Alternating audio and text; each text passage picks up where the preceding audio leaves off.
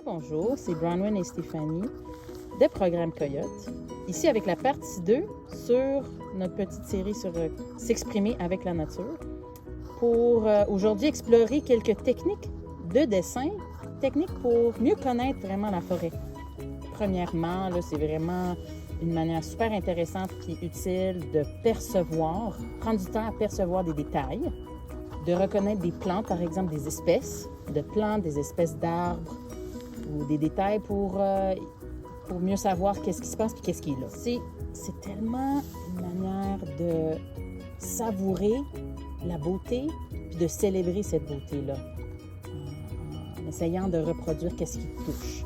Yeah, so one technique that I love, especially for exploring a new species and getting a lot of detail, is a drawing technique called contour drawing or blind contour drawing. Mais là, Bronwyn, je me suis aperçue dans cette technique de contour, de ligne de contour, puis que tu as exploré cette feuille comme à la vitesse d'une coccinelle. Mais là, tu as juste comme... Tu es allé de la veine du plante, puis là, tu es ensuite allé au bord. C'est comme tu n'as pas fait tout le bord comme je le ferais peut-être normalement. Tu étais comme un peu allé un peu n'importe où. Ça, c'est cool. So really I'm spending a lot of my time looking. Once in a while I'll look down at my drawing, but mostly I'm just really marveling in all the details of this leaf. Wow. So the thing about drawing is that my body's having to stay quite still and I'm getting a little bit chilly. Oui. Oh là là, c'est vrai. Maybe we should warm up.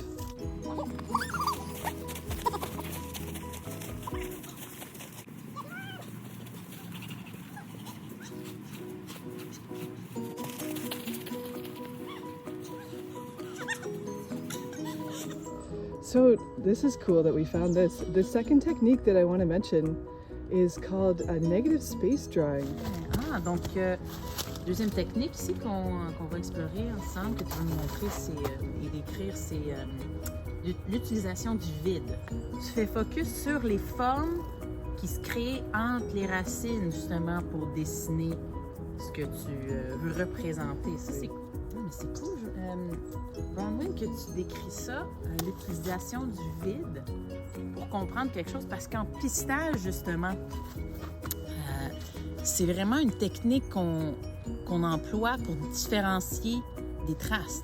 Donc là, on peut voir ici, par exemple, des formes en général qui se font entre la paume de l'animal puis ses orteils. Donc, pour comparer, par exemple, ici, un coyote avec un lynx, c'est plus un C ici entre la paume et les doigts, et ici plutôt un X qu'on pourrait dire. Un bel exemple de cette forme ici, là, un X comme ça. Là. You can really see the X quite clearly on these dog tracks. Même d'essayer de dessiner les deux traces puis de l'espace entre les deux, ça peut essayer de te sortir de cette idée de comment c'est supposé de ressembler des doigts, par exemple.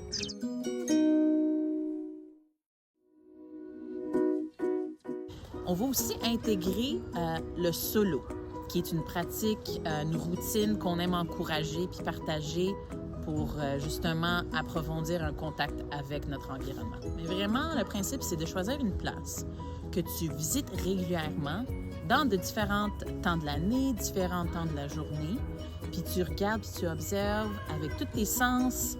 Tu peux faire ça vraiment plus scientifique ou juste plus pour te détendre. Oui, c'est ça. Donc là, pour notre approche, ça va être autour de dessin à partir de ta mémoire. Après que tu fasses ton solo, puis tu reprends cette expérience-là chez toi.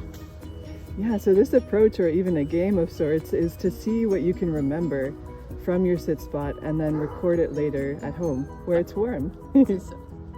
Okay, thanks. Enjoy. Yeah.